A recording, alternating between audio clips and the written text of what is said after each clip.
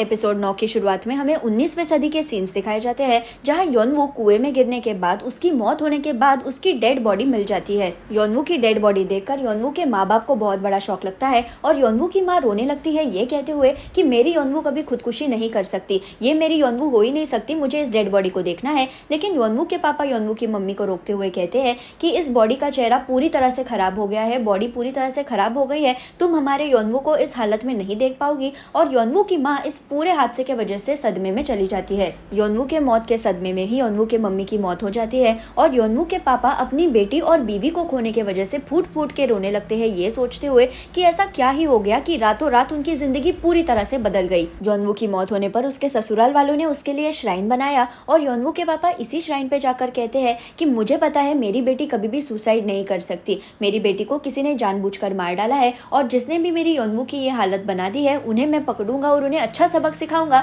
लेकिन उतने में ही म्योंगसू आकर योनवू के पापा का मर्डर कर देता है और यही सारी मेमोरीज 2023 में योनवू को दिखती है, जिसके बाद वो बेहोश हो जाती है, जैसे कि हमने पिछले एपिसोड की एंडिंग में देखा था। योनवू को जंगल में ढूंढते हुए सावल, टेहा और होंग वहां पहुंच जाते हैं और फिर योनवू को हॉस्पिटलाइज किया जाता है।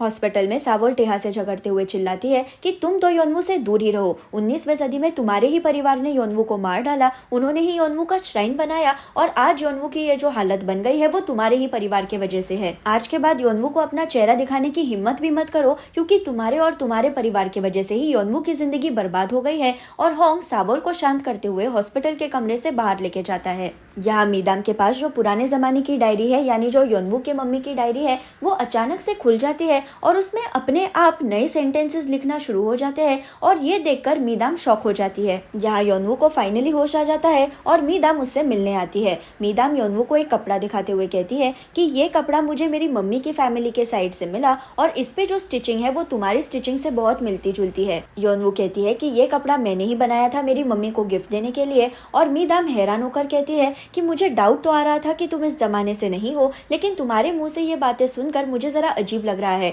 इसका मतलब मैंने जो कुछ भी डायरी में पढ़ा था, जिस बटरफ्लाई योनवू के बारे में मैंने पढ़ा था, वो बटरफ्लाई योनवू तुम ही हो।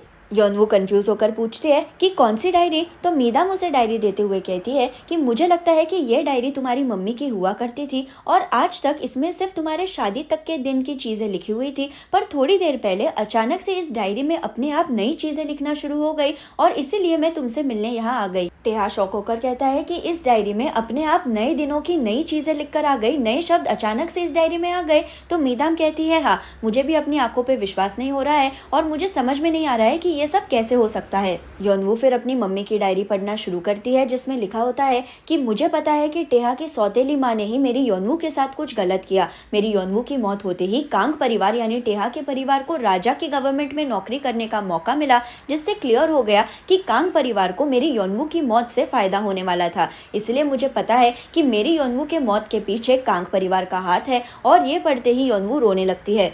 योनवू कहती है कि मुझे जो कुछ भी चॉन ने दिखाया था वो सब सच था, मेरे वजह से ही मेरे माँ बाप की मौत हो गई, मेरे वजह से ही मेरे माँ बाप का इतना बुरा हाल हो गया। और मीदाम उसे समझाते हुए कहती है कि इसमें तुम्हारी कोई गलती नहीं है। बाद में योनवू और टेहा बात करते हैं और योनवू कहती है कि आज तक मुझे लग रहा था कि मैं 2023 में गलती से आ गई, लेकिन आज जो कुछ भी मैंने देखा, जो कुछ भी मैंने पढ़ा, उससे साफ हो गया है कि मुझे और मेरे पति को जानबूझकर मारा गया था ताकि मेरे ससुराल वालों को फायदा हो। मेरे पति को उसकी सौतेली माँ ने जहर देकर मार डाला। और टेहा कंफ्यूज होकर पूछता है कि क्या सौतेली माँ? तो योनवू कहती है हाँ, मेरे पति की सौतेली माँ हुआ करती थी और वो औरत तुम्हारी सौतेली माँ यानी मिन की तरह दिखती है। बाद में टेहा अकेला खड़ा होता है जब वहाँ पे आ जाती है चॉन। टेहा चॉन को पूछता है कि तुम कौन हो, मैंने तुम्हें पहले भी देखा है। तो चॉन टेहा को 19वीं सदी की मेमोरीज दिखाना शुरू करती है। टेहा को दिखता है कि कैसे 19वीं सदी की उसकी सौतेली माँ एग्जैक्टली मिन की तरह दिखती है, कैसे उसकी सौतेली माँ ने उसे जहर देकर मार डाला ताकि वो अपना मकसद हासिल कर सके, कैसे टेहा की मौत होने के बाद योनवू को कुएं में फेंका गया, उसके लिए श्राइन बनाया गया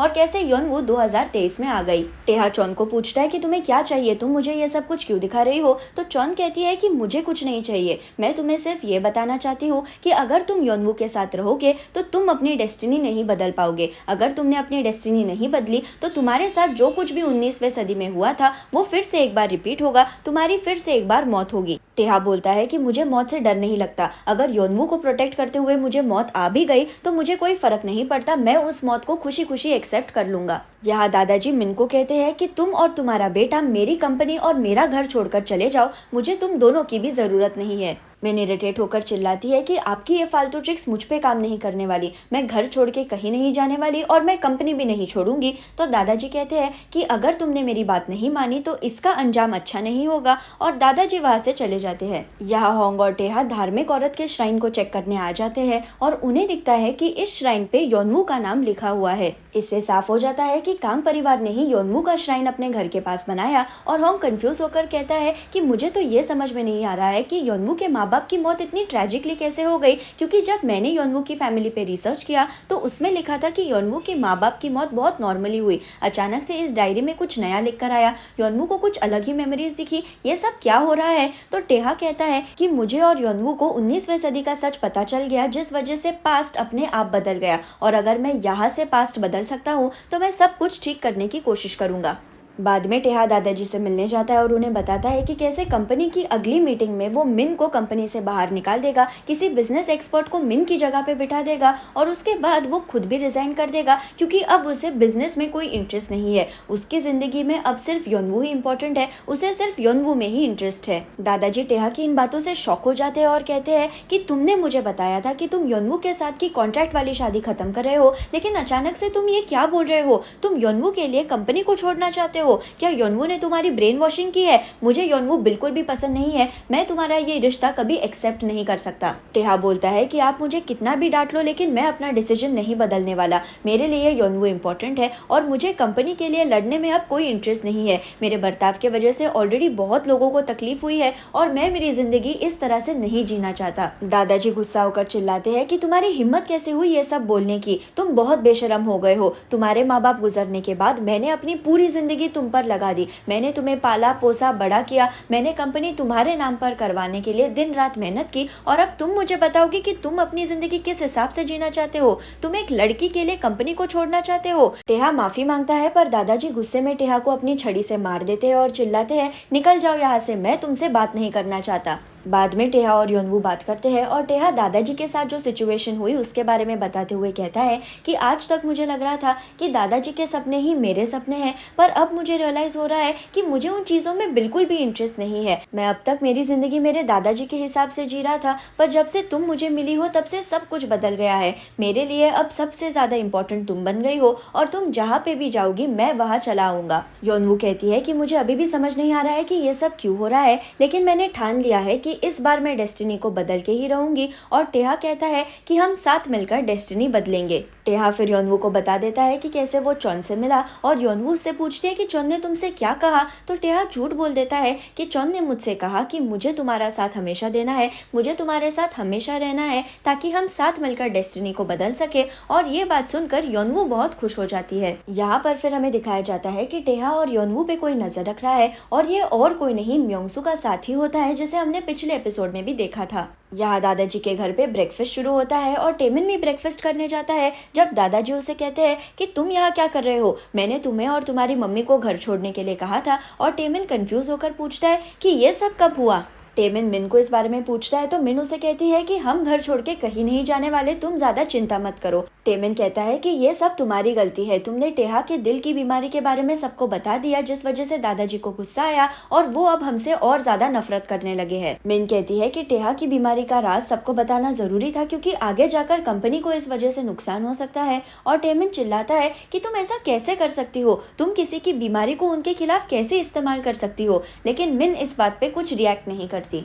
ऑफिस में जाने के बाद टेमिन योनवू से बात करता है और कहता है कि मैंने सुना कि तुम फिर से एक बार टेहा के घर पे रहने चली गई हो। मैं झूठ नहीं बोलूंगा, मुझे तुम्हारे लिए डर लग रहा था, क्योंकि मेरी फैमिली में सारे लोग बहुत अजीब है। मेरा भाई टेहा जो सारी चीजों में अच्छा है और जिससे मैं कभी जीत नहीं पाऊंगा, मेरी माँ जो इतनी डरावनी है कि उससे बात करने में मुझे घबराहट होती है, और मेरे दादाजी जिन्हें सिर्फ टेहा ही पसंद है और मुझसे नफरत है। ऐसे लोगों के साथ रहना मुश्किल है और मुझे चिंता थी कि तुम भी मेरी तरह बर्बाद हो जाओगी, लेकिन तुमने बहुत आसानी से एडजस्ट कर लिया। योनवू को टेमिन के लिए बहुत बुरा लगता है और ये सारी बातें होने पर टेमिन जाता है टेहा से मिलने के लिए। टेमिन कहता है कि तुम्हें तो पता ही होगा कि दादाजी और मेरी मम्मी में कंपनी के लिए लड़ाई शुरू है और दादाजी ने हमें घर से भी निकाल दिया है। मुझे इन बातों से कोई फर्क तो नहीं पड़ता, लेकिन मेरी मम्मी इतनी आसानी से हार नहीं मानेगी। तुम योनवू का ध्यान रखो, मेरी मम्मी उसे कभी भी टारगेट कर सकती है। टेमिन की इन बातों से टेहा को रियलाइज होता है कि योनवू को कंपनी से जितना दूर रखा जाए उतना उसके लिए सेफ रहेगा और कैसे योनवू को अपनी खुद की आइडेंटिटी बनाना ज्यादा इंपॉर्टेंट है। इसलिए टेहा मीदाम को कॉल करके उस यूएस के पॉलिटिशियन के बारे में पूछता है जिसे योनवू के कपड़ों में इंटरेस्ट था और फिर वो एक डेट फिक्स करता है जिस दिन पे योनवू और इस पॉलिटिशियन की मुलाकात हो सकती है।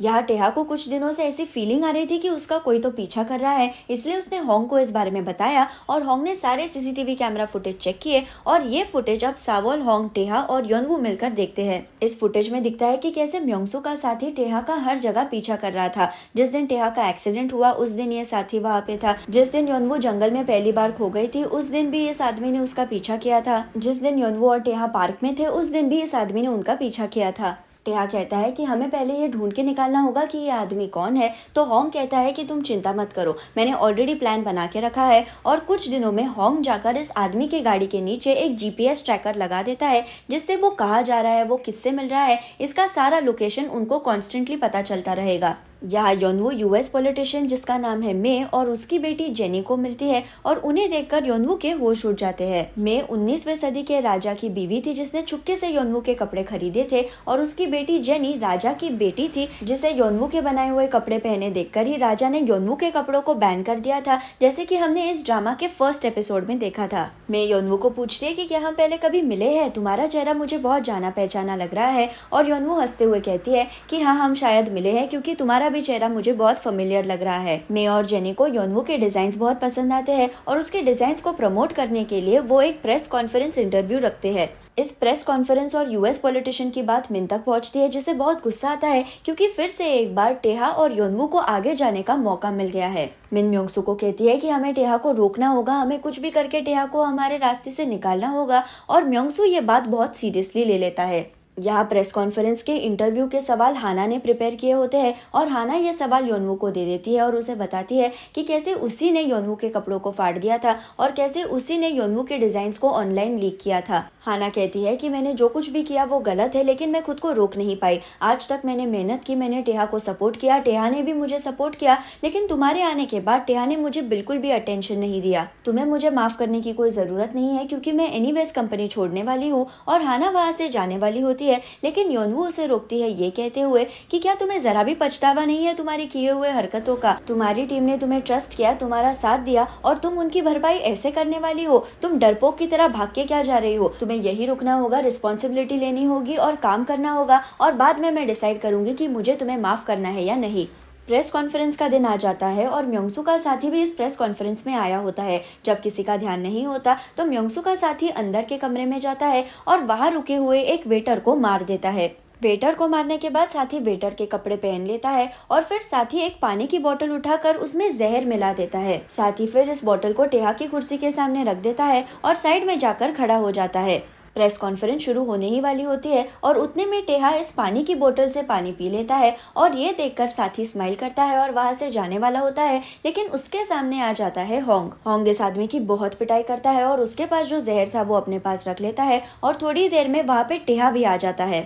यहाँ म्योंगसू मिन को बोलता है कि तुमने मुझे कहा था ना कि तुम टेहा को अपने रास्ते से हटाना चाहती हो, तो मैंने तुम्हारा काम कर दिया है। आज टेहा परमानेंटली खत्म हो जाएगा और वो कभी भी तुम्हें तंग नहीं करेगा। और मिन कंफ्यूज होकर पूछती है कि तुम क्या बोल रहे हो, तुमने क्या कर दिया है। उतने में वहाँ पे आ जाते हैं टेहा, होंग और साथी और टेहा मिन को कहता है कि तुम्हें तो बहुत शौक लगा होगा ना मुझे जिंदा देखकर। यहाँ पर हमें दिखाया जाता है कि जब म्योंगसू अपने साथी को जहर दे रहा था उस दिन होंग उन पे नजर रख रहा था। होंग ने ये पूरा सीन देख लिया, उसने के वीडियोस निकाले और इसलिए टेहा, योनवू और होंग को पहले से पता था कि म्योंगसू और उसका साथी टेहा को कभी भी जहर दे सकते हैं। उन्होंने फिर प्लान बनाया म्योंगसू और उसके साथी को उल्लू बनाने का ताकि वो उन्हें पकड़ सके। और जब साथी ने टेहा की कुर्सी के सामने जहर की बोतल रखी थी तो होंग ने पहले ही ये बोतल एक्सचेंज कर दी थी ताकि टेहा नॉर्मल पानी पिए और साथी को लगे कि टेहा ने जहर पी लिया है। एनीवेज टेहा कहता है कि हमारे पास प्रूफ है कि म्योंगसू ने ही यह जहर खरीदा है और पुलिस इन्वेस्टिगेशन होने के बाद हमें पता चल ही जाएगा कि म्योंगसू को किसने ऑर्डर्स दिए थे ये सब करने के लिए। उतने में म्योंगसू अपने घुटनों पर बैठकर रोने लगता है और कहता है कि प्लीज मुझे माफ कर दो, मुझसे गलती हो गई, मैंने ये सब कुछ मिन के कहने पर किया। मिन चाहती थी कि मैं तुम्हें उसके रास्ते से हटा दूं, इसलिए मैंने ये पूरा प्लान बनाया, प्लीज मुझे माफ कर दो, इसमें मेरी कोई गलती नहीं है। मिन चिल्लाती है कि म्योंगसू क्या तुम पागल हो गए हो? तो टेहा कहता है कि अब तुम जाकर पुलिस स्टेशन में ही चिल्लाओ, क्योंकि मैंने ये पूरा कॉन्वर्सेशन रिकॉर्ड किया है और हाँ, मैंने कंपनी में ये प्रपोजल भी फाइल किया है कि तुम्हें काम से सस्पेंड किया जाए। टेहा के वहां से जाने के बाद मिन जोर से म्योंगसू को थप्पड़ लगाते हुए बोलती है कि मैंने कब कहा था तुम्हें ये सब कुछ करने के लिए, और मिन गुस्से से अपने केबिन से बाहर चली जाती है। मिन के जाने के बाद म्योंगसू उसके टेबल पर बैठकर कहता है, मिन तुम बहुत ज्यादा कमजोर हो गई हो। यहाँ पर फिर हमें एक सीन दिखाया जाता है जिसमें म्योंगसू का कोई करीबी इंसान हॉस्पिटल में है जिसकी बहुत बुरी हालत है या फिर उसकी मौत भी हो गई है और म्योंगसू फूट फूट के रो रहा है। ये सीन देखकर हम समझ जाते हैं कि म्योंगसू के करीबी इंसान की ये हालत बनाने के पीछे मिन का जरूर हाथ है, और हम ये भी समझ जाते हैं कि म्योंगसू ने ये जो पूरा जहर वाला ड्रामा किया ये सब उसने मिन को फंसाने के लिए किया। म्योंगसू को पता था कि होंग उसका पीछा कर रहा है, इसलिए उसने जानबूझकर उसे जहर दिखाया, क्योंकि उसे पता था कि आगे जाकर इल्जाम तो मिन पे ही लगने वाला है, क्योंकि मिन ही टेहा की सबसे बड़ी दुश्मन है। म्योंगसू खुद से बात करते हुए कहता है कि मिन का खेल तो खत्म हो गया है और अब बुढ़े चेयरमैन कांग की बारी है। यहाँ पुलिस कंप्लेंट फाइल होने के बाद, मिन के खिलाफ प्रपोजल फाइल होने के बाद योनवू और टेहा बात करते हैं और योनवू कहती है कि इस बार तुम्हारी जहर से मौत नहीं हुई, इसका मतलब पास्ट बदल सकता है। उतने में वहाँ पे मिन आ जाती है और पूछती है कि मैंने ऐसा क्या गलत किया है कि तुम मेरी जिंदगी बर्बाद करने निकले हो? क्या तुम मुझ पे अभी भी खुन्नस निकाल रहे हो ये सोचकर कि मैंने तुम्हारी मम्मी का मर्डर किया है? रुको, मैं तुम्हें एक अच्छी स्टोरी बताती हूँ। 23 साल पहले उस कॉटेज में तुम्हारी मम्मी का मर्डर मैंने नहीं किया। क्या तुम गेस करना चाहते हो तुम्हारी मम्मी का मर्डर किसने किया? तुम्हारे मम्मी को और किसी ने नहीं, तुम्हारे प्यारे दादाजी ने मार डाला। टेहा कहता है कि ये क्या बकवास कर रही हो तुम, मेरे दादाजी कभी ऐसा कर नहीं सकते। तो मिन कहती है कि जिस इंसान ने तुम्हारी मम्मी को कॉटेज में बंद करके रखा महीनों तक, जिस इंसान ने तुम्हारी मम्मी को तड़पा तड़पा के मारा, वो तुम्हारे दादाजी ही थे। तुम्हारे मम्मी को दिल की बीमारी थी और तुम्हारे पापा तुम्हारी मम्मी को जल्दी से ठीक करवाना चाहते थे, इसलिए तुम्हारे दादाजी ने तुम्हारे पापा से वादा किया, उनसे डील बनाई कि मैं तुम्हारी बीवी का इलाज करवा के दूंगा अगर तुमने मिन से शादी कर ली। तुम्हारे ही दादाजी ने तुम्हारे पापा की शादी मुझसे करवा के दी, क्योंकि उन्हें मेरी और मेरे खानदान के बिजनेस की जरूरत थी एसएच कॉर्पोरेशन को बढ़ाने के लिए, और तुम्हारे पापा इस शादी के लिए राजी हो गए क्योंकि वो अपनी बीवी का इलाज करवाना चाहते थे। ये सारी बातें सुनकर टेहा को स्ट्रेस आ जाता है और वो बैठकर कहता है, नहीं नहीं, ऐसा नहीं हो सकता। तो मिन बोलती है कि तुम्हारी मम्मी को महीनों तक कॉटेज में बंद किया गया था और जिस दिन तुम्हें पता चला कि तुम्हारी मम्मी उस कॉटेज में है, तुम उसे देखने के लिए वहां आ गए थे। यहाँ पर फिर हमें 23 साल पहले के सीन्स दिखाए जाते हैं। जब टेहा को पता चला कि उसकी मम्मी को कॉटेज में रखा गया है तो वो चुपके से उसके कमरे में गया उससे मिलने के लिए। मिन भी उस वक्त कॉटेज में थी और उसने डॉक्टर और नर्स के बीच की बातें सुन ली थी। डॉक्टर नर्स को कह रहा था कि जाकर टेहा के मम्मी के कमरे को ताला लगा दो, क्योंकि यह चेयरमैन कांग का ऑर्डर है, और नर्स ये करने से मना कर रही थी क्योंकि टेहा की मम्मी की हालत ऑलरेडी बहुत खराब हो चुकी है। डॉक्टर ने उसे कहा कि हम चेयरमैन कांग की ऑर्डर को इग्नोर नहीं कर सकते, और अगर चेयरमैन कांग अपनी बहू को मार डालना चाहते हैं तो हम कौन होते हैं रोकने वाले। नर्स ने इस वजह से टेहा के मम्मी के कमरे को ताला तो लगा दिया, लेकिन उसे ये नहीं पता था कि टेहा भी इस कमरे में बैठा हुआ है। कुछ ही मिनटों में टेहा की मम्मी की हालत बहुत खराब हो गई और टेहा चिल्लाने लगा कि कोई दरवाजा खोलो, कोई मेरी मम्मी को हेल्प करो। और मिन ने यह आवाज सुन ली और मिन दरवाजा खोलने की बहुत कोशिश कर रही थी जब उसे दादाजी की आवाज सुनाई दी। दादाजी से बचने के लिए मिन वहां से भागकर जा रही थी जब उसका पर्ल का नेकलेस टूट गया और टेहा ने उसे देख लिया। टेहा ने जब से मिन को वहां देखा तब से उसने एक्सेप्ट कर लिया कि मिन ने ही उसके मम्मी के दरवाजे को बाहर से लॉक किया और मिन ने ही उसके मम्मी का मर्डर किया। हम फिर से अभी के टाइम में आते हैं जहां मिन टेहा को कहती है कि तुमने मुझे जब से वहां देखा तब से तुम सोचने लगे कि मैंने ही तुम्हारे मम्मी का मर्डर किया है, और तुम्हारे दादाजी ने भी तुम्हें यही सोचने के लिए ब्रेन वॉश किया है, लेकिन उस दिन मैं तुम्हारी हेल्प करने आई थी। तुम्हारे दादाजी बहुत मैनिपुलेटिव है, ये तुम्हें भी पता है, और उन्होंने तुम्हें एक खिलौने की तरह बड़ा किया है जो हमेशा उनके कंट्रोल में रहे। ये बात सुनते ही टेहा हाफने लगता है, उसे पसीना आने लगता है, क्योंकि मिन जो कुछ भी कह रही है वो सच है। उसके दादाजी ने उसे इमोशनल ब्लैकमेल किया है, उसे कंट्रोल किया है, उसे मैनिपुलेट किया है ताकि टेहा उनकी मर्जी से जिए। यहाँ दादाजी किसी को कॉल करके बोलते हैं कि तुम्हें एक और काम करना है, तुम्हें एक और इंसान को ठिकाने लगाना है, और यह एपिसोड 9 खत्म हो जाता है। अगर आपको मेरा वीडियो पसंद आए तो उसे लाइक ज़रूर कीजिए और मेरे चैनल को सब्सक्राइब करना ना भूलें। Thank you.